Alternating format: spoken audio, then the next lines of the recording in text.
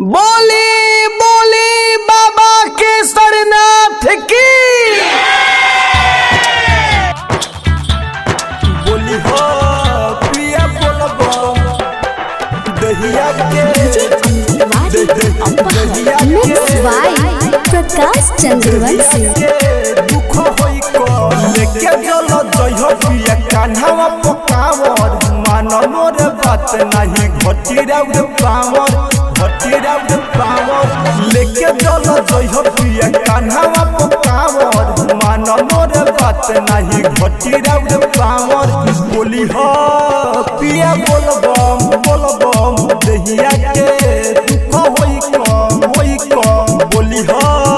प्रिया बोलबो दहिया के दुख होई को बोली हो प्रिया बोलबो दहिया के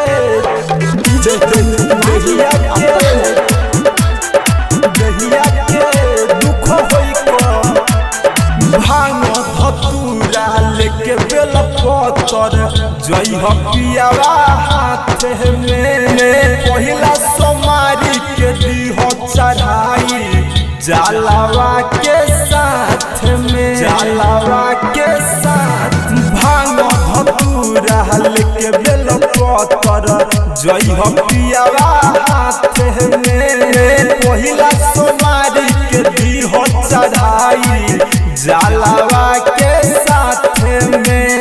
गेरुए गमछिया से बनी हम गोरिया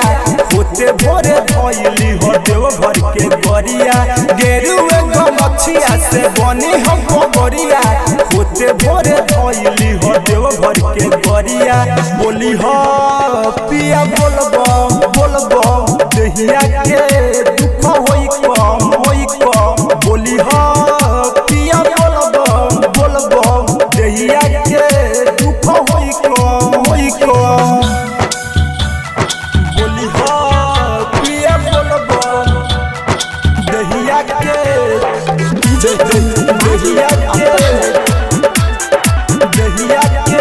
दुख होई को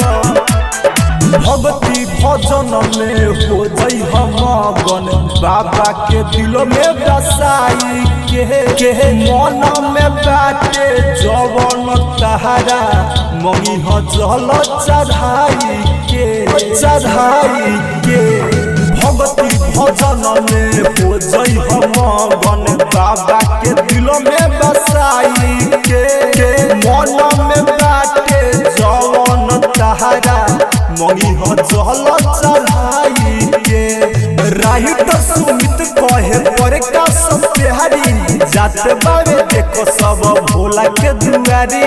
प्रेमी सोने लाले कहे पर का सब प्यारी जात बावे देखो सब भोला के दुआरी बोली हो पिया बोलबो दहिया के दुख होई को बोली हो पिया बोलबो दहिया के दुख होई को हर हर महादेव। रिकॉर्डिंग बाय सुर संगम स्टूडियो साहेबगंज।